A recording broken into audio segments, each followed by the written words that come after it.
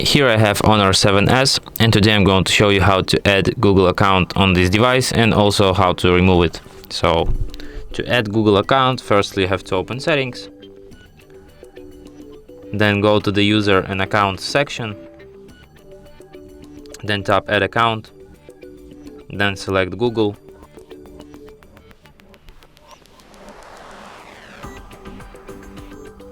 Next you will have to add your Google account.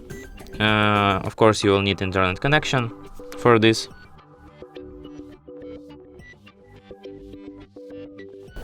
Enter your email or phone number.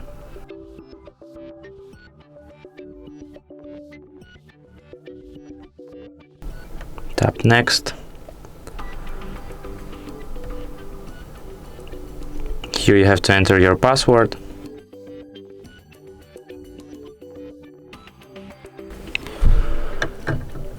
Tap next. Then you have to accept Google's terms of service and privacy policy.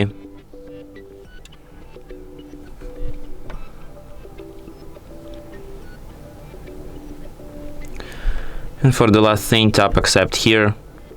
An account will be added. If you want to remove this account, just select it here and tap remove account here. And that's it.